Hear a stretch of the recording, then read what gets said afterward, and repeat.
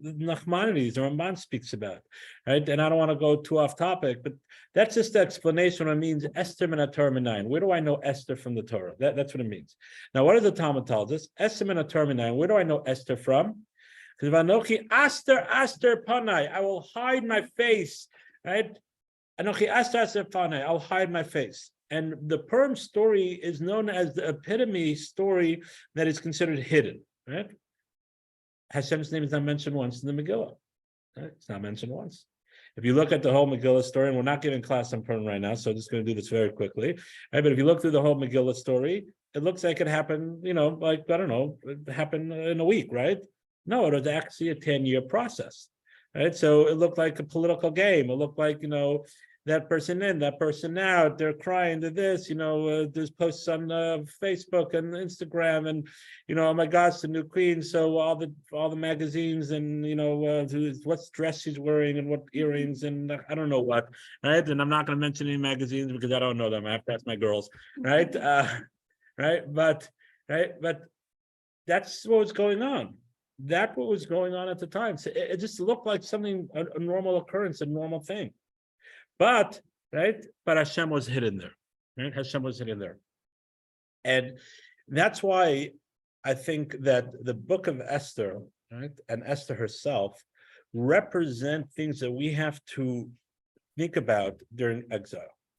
And we are in exile.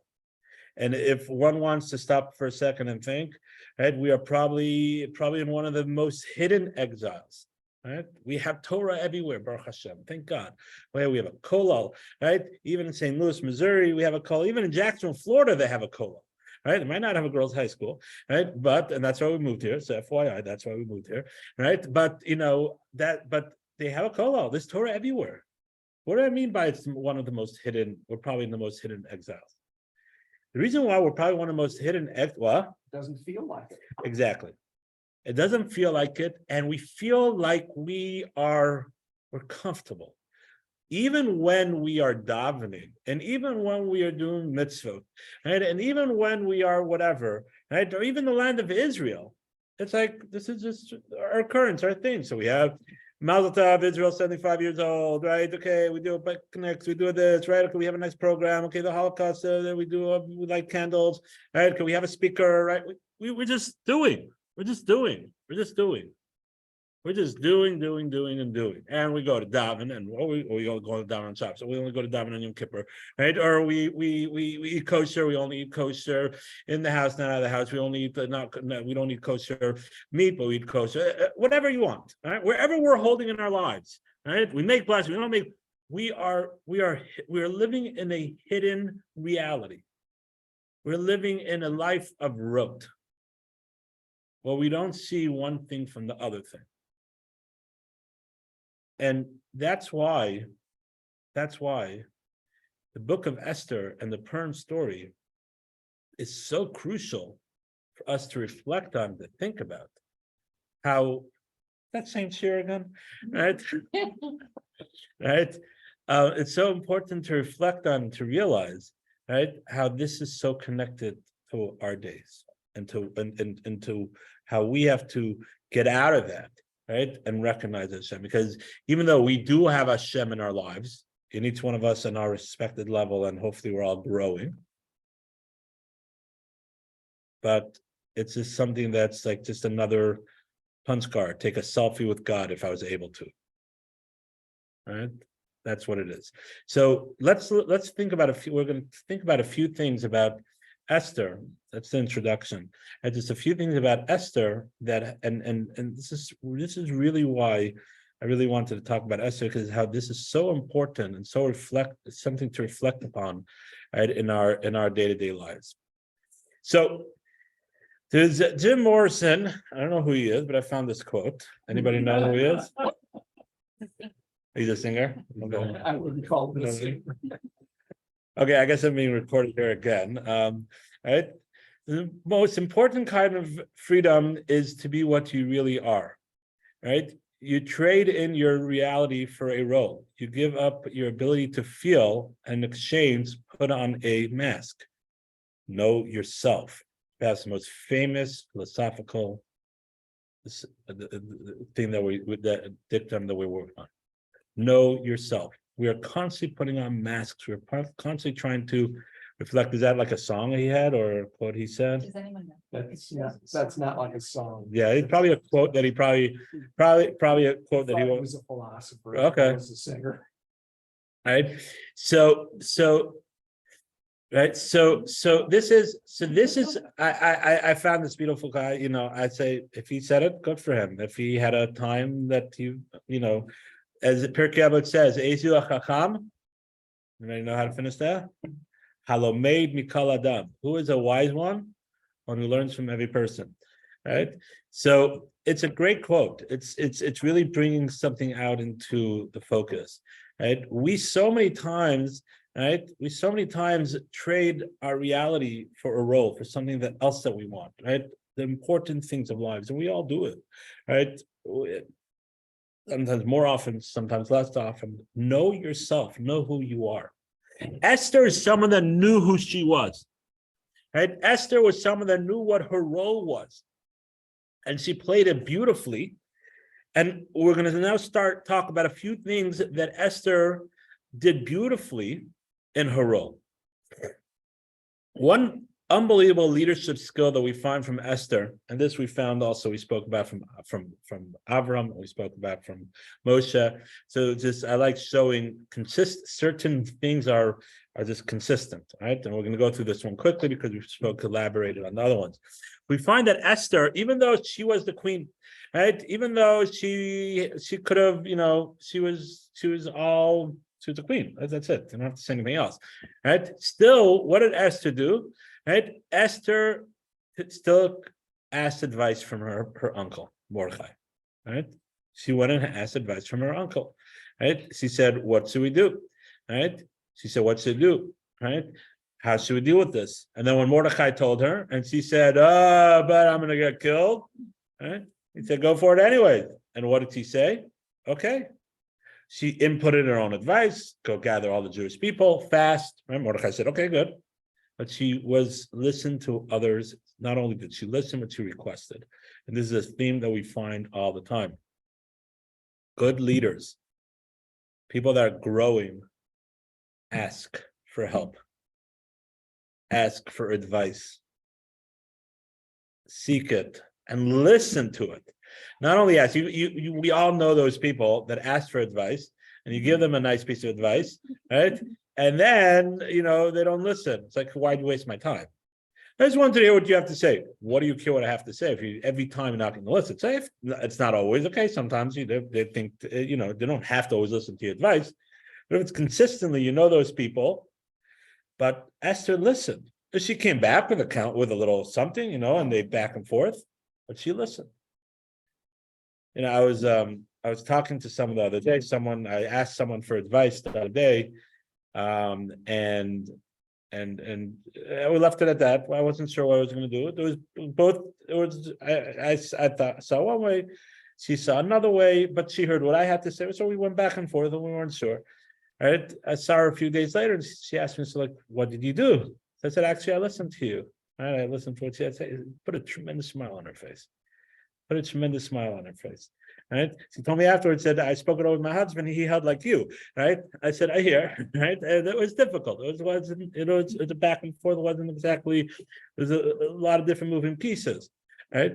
But it's important to listen, not only to listen, but to act on it. Right. And I don't want to talk more about that because we spoke about that with Moshe. We spoke that with Avram a little bit. I want to talk about another important idea that we find with Esther, that of course the other leaders had this also, but we see this unique caricature by Esther on a very high level. There's something Mordechai said, right? Right? The nation that is sleeping, right? Mordechai understood that the people were sleeping. What did he say? What did Esther tell him? Lech knos haYehudim. Go gather the Jewish people. Right? Go gather the Jewish people together and wake them up. Lech Knos HaYehudim, go gather Jewish people. What, do you think the Jewish people were not together? They're all like, one was in Utah and one was like in South Carolina and one was, I mean, we are all over the place, but let's be honest, majority of the Jews are concentrated in certain areas. What do you mean Lech Knos HaYehudim? Right? So the commentaries explain that Esther understood as a leader that the only strength of a leader is when the people that you're trying to lead are awake and are working together. Lech Knos HaYehudim, go gather the Jewish people, wake them up. As a leader, you have to wake people up. You have to say, hey, listen, you guys are sleeping. We are living in a society where we're just walking like drones. We're walking and talking and doing our thing, right? And yes, we put on our tefillin, right? And we put this, and we put our tzedakah, and we light our Shabbos candles, and we make our challah, and we have pizza on Sundays, right? Every once a month, right? And right, well, whatever it is, right? But we're like sleepwalking a little bit. We're like sleepwalking a little bit. To be able to truly lead people, you have to recognize that even when they're doing something, right? Even when you have to recognize sometimes that they're just doing it out of rote, and you have to wake them up. You have to say, let's gather together, right? Let's get together for a class, right? Let's get together for a l'chaim, or let's get together for davening, right? Let's be together and talk it over. How is our Judaism affecting us, right? How are we doing our Judaism? Are we just walking and talking and sleeping and eating and putting tefillin and lighting candles and going to, or are we actually doing it? Are we actually doing it, or are we just doing it? Right? That's very deep. Right? Quote me on that, please. Right? Right? But it means you guys understand what I'm saying, right? Are we living it? Are we living it? Lech Knos HaYehudim, Esther as a leader, right? This is something that she understood, right? This is something that she gave advice, right? She understood that you have to understand where people are holding, and you have to get them together.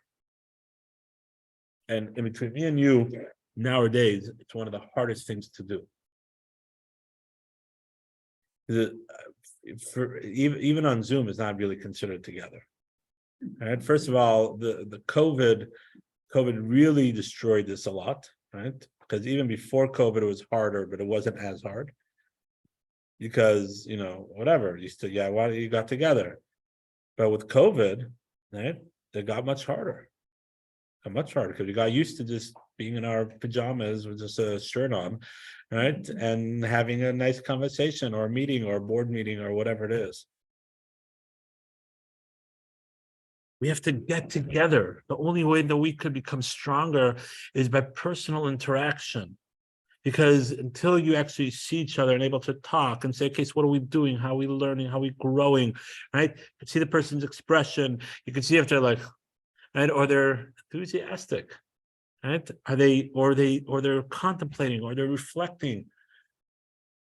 Knos HaYehudim, gather the Jewish people. So that's one important lesson that we learn from Esther, right? That is something that we really, really have to reflect on and to think about, right?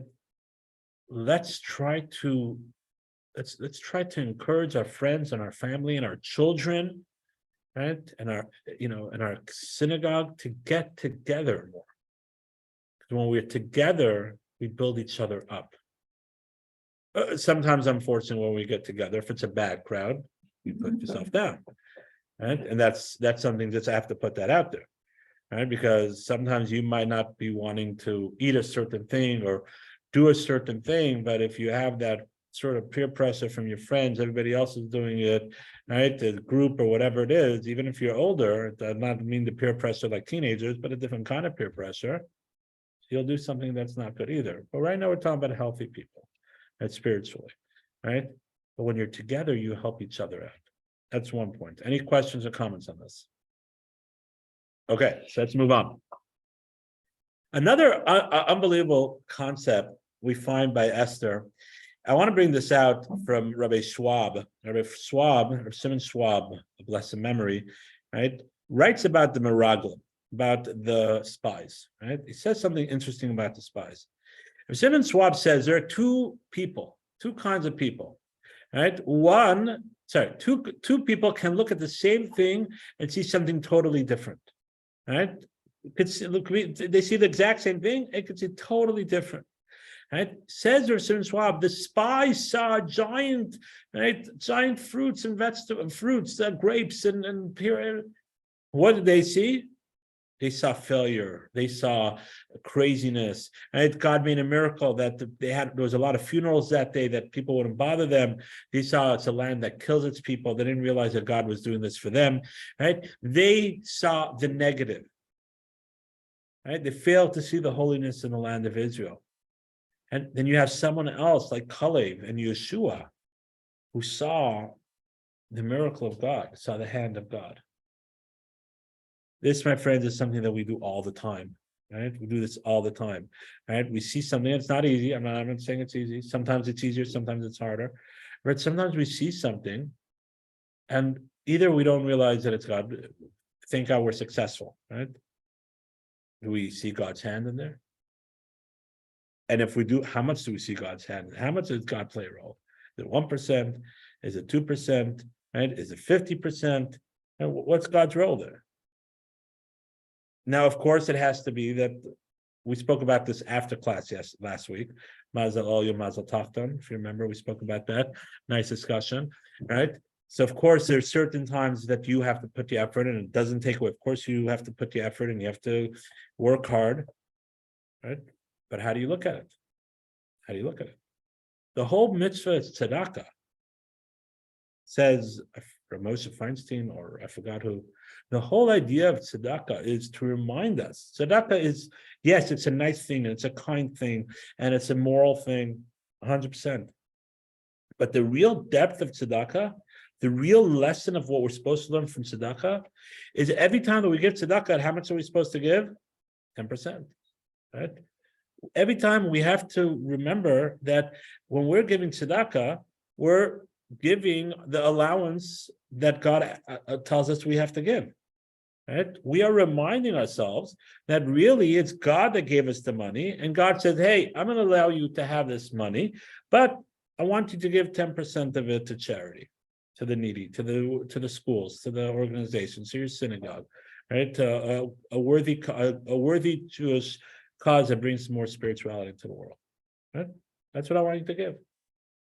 You could give more than that to others, but that's what I want you to give." So the real logic, the lesson of tzedakah, every mitzvah has something that we're supposed to transform ourselves. The real mitzvah of tzedakah is, and it's a whole class, right? It is to remind us that Hashem is the one that allowed you to have this wealth. But other people look at it, it's my money. I'm nice, I'll give 5, I'll give 2, I'm not, I'll give 5, I'll give 7, right? It's my, and I'm being nice, right? To people looking at different ways. Some people look at it, it's my money and I'm not giving anything. So of course there's levels.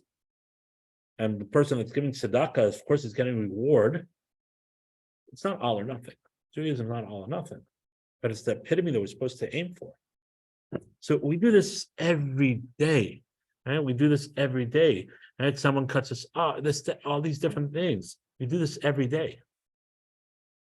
My friends, Esther says the commentaries, Esther, right, was unique, that Esther had the ability, right, to be able to see past everything. And Esther had the ability to be able to see past everything. What does it mean that Esther had the ability to see past everything? Right? So says the commentaries, so I'm just looking for 1 second. Says the commentary, there you go. Right? Says the commentary that, what was the other name of Esther? Anybody know? Hadassah, very good. Right, Hadassah. It's a beautiful name, Hadassah. Right? I don't think there's anybody in my family named Hadassah. Right? But it's a very nice name. Anybody here named Hadassah? Oh, it's a beautiful name. Right? Hadassah. Right? Now, what is a Hadass? plant. When do we use the hadas? On Sukkot, right? It's one of the 4 species, right? The hadas is one of the 4 species. What shape is a hadas? Like oval, right? It's oval. It's the small oval one, right? Represents. What do you say, Bob? Very good, Bob. Right? The hadas, right? The hadas represents the eye. Right? That's what the hadas represents, right? The Arizal taught us, right, that the 4 species represent different parts of the body. The esrog is the spine. The lulav is the spine. I hope the esrog is not a spine. That's pretty bad spine, right? Right. The esrog is the heart. Right. The arava, the longer oval one, is the mouth, and the hadas is the eye. Right. Says the commentaries, right, that Esther had a unique concept of how to see things with her eyes. That's why her name was Hadas. Hadassah, a name represents a person, right? And if someone really connects to it, they could elevate themselves through the name, right? It says that when you give your child your Hebrew name, their Jewish name, it's like you have a little prophecy. Right? It's like a little prophecy because the Jewish name represents something about them. And that's why it's important to have a Jewish name. And if one does not have a Jewish name, they can get a Jewish name any time in their lives. It's important to have a Jewish name, right? Speak to your local Orthodox rabbi on how to do that, right? But back to our regular programming, right? So Esther had this unique clarity of a hadas, of a clear eye. The contrary of the Meraglim, Esther, think about it, right? See this young, innocent Beis Yaakov girl, right? That, or any girl, right? But, Beis Yaakov, so I say that, right? She was this young, innocent, right? Beis Yaakov girl growing up in her uncle's house. Her parents died, right? All of a sudden, the king makes this weird decree, right? And she gets dragged away from her family. And she gets put into, a strange land, it's a foreign concept, right? And she lives through it. And she doesn't say anything. And then she actually becomes queen, even weirder. And then when she realized Mordechai didn't come, right? She had a conversation with him. She was able to constantly see it. And then she said, let the Jewish people fast. And then when she went to Achashverosh, she said, let me invite Haman. Right? And then, no, it wasn't the right time. Let's do it the next time. So you have to see the right time. Esther had the ability to be able to see true reality, past the external reality, but to see into the internal reality. What things were truly, how things really should be, right? That, my friends, right? That, my friends, is what the other idea of Esther is. The other idea of Esther, right? Second point we want to bring out is that Esther was the contrary of the spies. She had an ayin tov, a good eye. We spoke about this a little bit by Avram Avinu, right? Ayin tov, very little bit, right? But Esther Hadas, her name was Hadas. She had a way of seeing things that others didn't. Now, I want to talk about that just for a minute. Right? What does it mean that she had a good eye, right? That she was able to see things in the right way, right? So the commentaries explain, right, that as I was saying, right, she kept her mouth shut when Mordechai told her to. Right? She kept her mouth shut. Can you imagine? Right? You have this big secret. You're the queen now. Right? You feel that you could help all your brethren if everybody knows I'm Jewish. Right? Imagine that. Right? Well, it probably wasn't easy, especially when Haman rose to power. He still didn't say anything. No, I'm Jewish. Hey, Achashverosh, right? Put big posters. No, look, the queen is Jewish. Our vice president, and look, our minister, we're Jewish. But she listened to Das Chachamim. She listened to the advice of the rabbis. Mordechai told her to be quiet. And with her own wisdom. She realized, she saw past what was needed, what people felt were needed at that time, but what was truly needed at that time.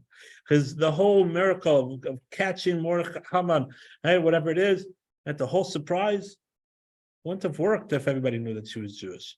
Maybe she would have been thrown, maybe Achashverosh would have got rid of her at the time. Who knows? Maybe Haman would have 1,000,001 different things. We don't know. But she listened. She had the wisdom, the clear eye to be able to say, just because something looks good now, if the rabbis tell us not to do this right now, it might not be the best. Das Chacham, the wisdom of the rabbis, is something very important. Sometimes best quality is to keep quiet, right? The best quality, even so she was a queen, right? To keep quiet. But more than that, she had self-control. And this, my friends, is what I want to finish off with, right? We'll take some questions and answers, right? Self-control. We so many times speak about self-control, right? Self-control, right? Self-control, right, is something that is we talk about when with our kids, right? They should have self-control. And we talk about, at night, we shouldn't go into the freezer and take another popsicle, right? Self-control, right? Whatever it is, right? We just ideas of self-control, controlling what you look at, controlling what you do, controlling what you say, right? Self-control is something that is extremely important, right, for a healthy human being. But the Torah teaches us what true self-control is. True self-control is living your life based on what the Torah and the rabbis tell us. Because one of the hardest things, and different people have different struggles, of course, right? 100%. But one of the hardest human nature things to control is what we ourselves, meaning to say, to our intellect, our thoughts, what we think is right and wrong, right? Look at the world. Everybody thinks they're right. They're all screaming at each other. They can't control. Everybody has to say something on a Twitter or on a this or on a that, or right, whatever you want, right? On a do a quick Instagram or Facebook Live. That's for old fogies, right? That's what I'm told, right? I still use it, but okay, right? Whatever it is, right? There's so many different things. Everybody has to comment. And everybody has to comment on something.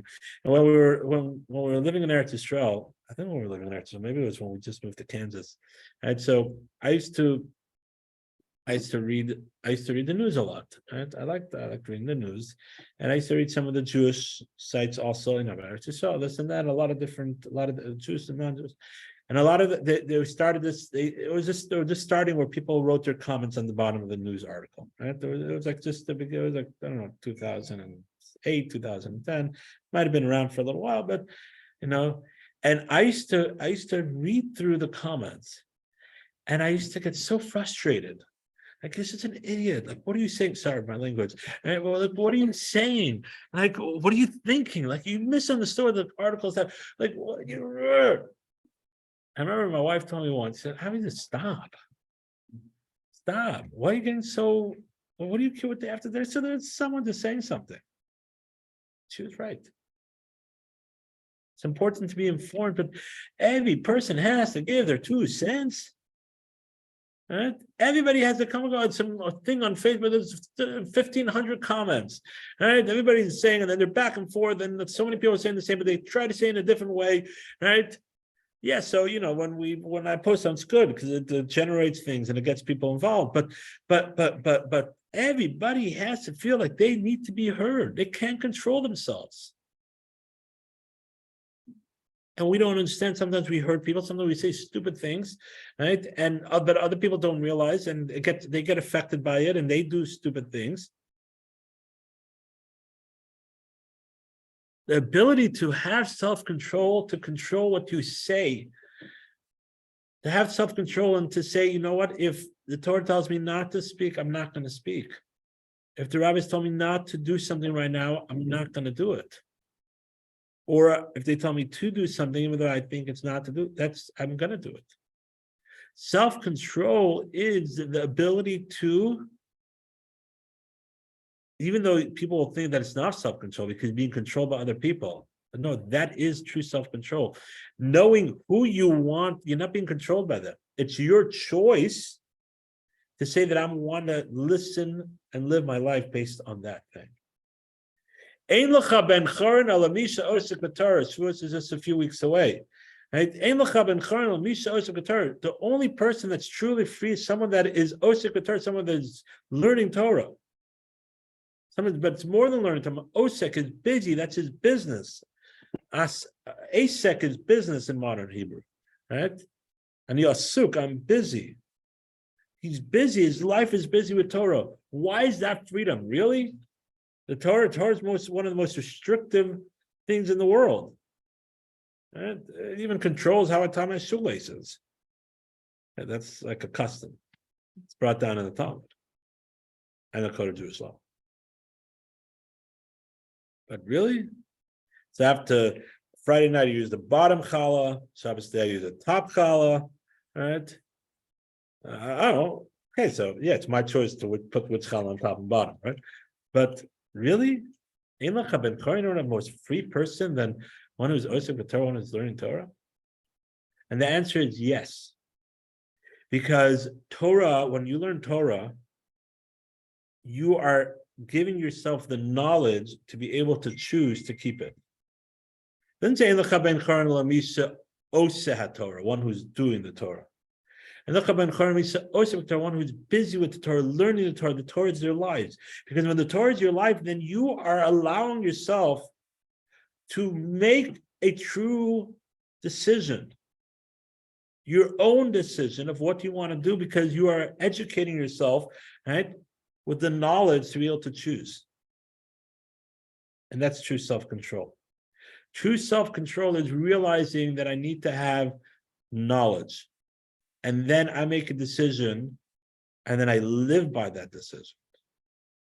I'm not just gonna say that that's my decision, but then when I don't like it, I'm gonna do something else. And if I wasn't able to, convince the rabbi that I really need this right now, so then, I'll find another rabbi. And if I make a nice donation to the synagogues, then it's okay. That's not self-control. That's not making a decision. Self-control is living by the decision that you decided to do. And even if you don't like it, that is still self-control. That's what Esther had. That is the character traits that Esther had. You think she liked it, right? That she had to keep her mouth shut the whole time? Think she liked it that she had to go to Achashverosh even though she knew that her life could be on the line? Her life could have been on her, and she said, I might die. No, she made a decision that she's going to follow what Mordechai tells her. Because Mordechai was the leading Jewish rabbi at the time. He was her uncle. She trusted him. That was what the Torah wanted her to do. So Emunah is, to a certain degree, it is Emunah. You're right. To a certain degree, it is Emunah. The word self-control doesn't really have a proper word in Hebrew, right? In Lashon HaKodesh, right? Emunah is something a little different. Emunah is believing in something, right? Believing in Hashem, right? And believing in something, right? But so many times we could believe in something, right? But unfortunately, we don't do it, right? So self-control is the emunah, is how to practice the emunah. Let me rephrase that. The way we're translating self-control, it's not a real good word in Lashon HaKodesh for it. It's a great question you asked, right? There's not a real word in Lashon HaKodesh for it, but what we theoretically would call self-control and how we're explaining it, right, is exercising emunah in the proper way, right? Because emunah is we mentioned, I think when we gave the class of on Avraham Avinu, comes from uman, from a worker, and you have to work on your emunah. Emunah is not all or nothing, right? And Judaism, and there's nothing, it's not all or nothing. We're constantly working, we're starting growing. But so you're right, the epitome of Emunah is believing in something and following through that, right? But since we have different levels of Emunah, just because I fail and I did it in a very doesn't say I don't have Emunah. I'm just not on the highest level of Emunah. Right. The example I give, right, is thanks for gearing us toward this. A good point, right? The example I give is that if I brought in Drano, right? It was funny. I was talking to one of the teachers was out. I think it was before Purim or something like that. So I substituted for that teacher in the school. Right. And I gave them this example. We're talking about faith or whatever. I was giving them some hashkafa, right? Jewish philosophy. And I said, so if someone brings in Drano, they said, what? I didn't know what Drano was, right? But teenagers nowadays. Right. So let's say I bring Drano in, right? Oh, so my daughter told me that they have like a Google Hangout chat. So someone posted on there a day later, said, guys, I was in the store and I saw something called Drano, right? And so it said hashtag for every fucking man, right?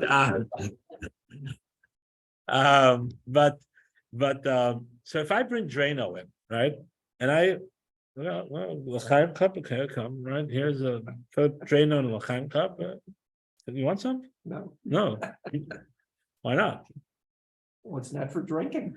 But because you know that it's going to kill you. I'll give you a $1 million to drink it. No, right? I'll give you $1 billion to drink it. You're going to force it down, right? But because you know that it's going to kill you. Your knowledge is so strong that you know that Drano will clean your whole insides out, truly, right? Right. So therefore, even $1 billion, nothing's going to make you drink it. Right. Now, if I brought in a cup and I say, it looks like Drano, I said, oh, this might be Drano, it might be not Drano. Right. And they said, no, I'm not going to drink it. Okay, I'll give you $1 million. Relax. Right. You might think about it for a second, right? But it's not worth it. Right. But if I bring something in, right, and I say this could be, we pour in, different cups, different things, and it could be, it's 1 out of 10. Right. Some people might drink it. You'll definitely have some people that drink it. So there's game shows I saw this. I know it's not a game show on television, but someone sent me this. They do this thing of walking over alligators. If you get over to the other side and without getting bitten, you get $10,000. Right? And people do it. They'll do it. $10,000. I want to do it. Right? For $1 million, maybe. Right, there you go. Right. So people do it because why? Because it's not guaranteed. The emunah of being bitten is not guaranteed. It's very likely. Right. There's like 20 alligators there, and you have to walk through it. Right. It's very likely. Right. And they tell you ahead of time the alligators are hungry. Right. They haven't fed them in a little while. Right. Right. Exactly. Right. But the point I'm bringing out is that emunah, right, is a muscle. It's something that we have to work on, right? The higher level of emunah that we have, the more self-control we will have. Sorry. And the higher level of emunah we have, the more self-control, what we're saying self-control is, the more our lives will be governed by that emunah in our chacham, in our rabbis, in the Torah, and therefore we won't let things veer us. So it doesn't make a difference if I'm going to make $1 million on this business deal, but if it's on Shabbos, I'm not doing it. Right? Doesn't make a difference, blah blah blah. But if it's going against the Torah, I'm not going to do it. I didn't know this guy personally, but I remember when I was a kid, I davened in this shul. It was called the Shif Shul, or in English, the boat shul. Right, it's still around. Right, I davened there over Pesach when I was there in Toronto. It's like more of a minyan factory. It has like a lot of minyanim. I think the last minyan's like 10:30 in the morning. There's a lot of Jews in Toronto. Right, but I remember when I was a kid, right? It used to be a boat store, and then that's why they called it the boat shul, right? I remember when I was a kid, I remember I davened there once, and I saw these two people learning. It was like 8:30 in the morning. I saw them learning in one of the other, they have like other Beit Midrash. I don't remember how I was talking to someone, and someone told me it was like an adult and said, "So you see that person learning? A very wealthy person. Right? He has a very, very wealthy person. He has business deals in the millions of dollars." Says, but every morning he's here learning, right, from 8 to 10 in the morning, and cell phone. This was like mid 90s, right? Late 90s. The cell phones were just like the big clunky ones were coming out, right? He said he turns his beeper off and he turns his cell phone off. He has a separate cell phone that only his wife has the number to, and he turns it off.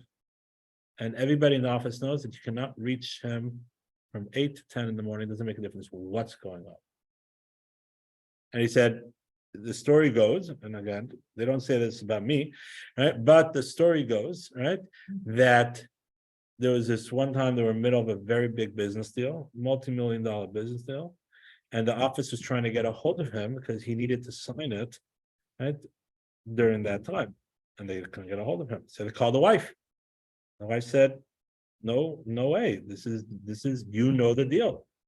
If it falls through, it falls through. This is his time for learning." Now we're not holding on that level, but it's something to think about. That's Emunah, right? Emunah is a muscle. We're building ourselves. That is true self-control. That's someone that has this midah of Esther, self-control, of being able to say, I am being governed by Hashem, by the Torah, by what I'm told to do. And this is my time of learning. And if it falls through Hashem, if the only time that these people were able to sign it was during this time, so Hashem is testing me. Hashem will find another way to give me money or not give me money. I'm not supposed to get this money, maybe. Right? Yes or no, I don't know. But this is my time to learn. This is my way of doing things. Right? So kosher food's a little more expensive. More than a little, right? But kosher food is more expensive. Okay, that's what Hashem wants me to do. That's what I have to do. Shabbos, whatever, right? And again, it's not all or nothing. It's growth. It's taking one step from wherever you are holding, saying, "Let me take one step up. Let me work on one more thing to have a little more self-control in my emunah with Hashem, wherever that may be." Let's have an Esther inside of us and say that we will have that self-control. We will have an ayin tov. They're all connected. We will have a good eye. We'll be a hadas. We'll be like the hadas that could see past what's right and wrong, see past what we really should be doing and shouldn't be doing, asking advice like all of our leaders have, right? And not being like the spies that see things in a negative light, see things without spirituality. On the contrary, see things with spirituality. And yes, we are living a time of Hester, just like the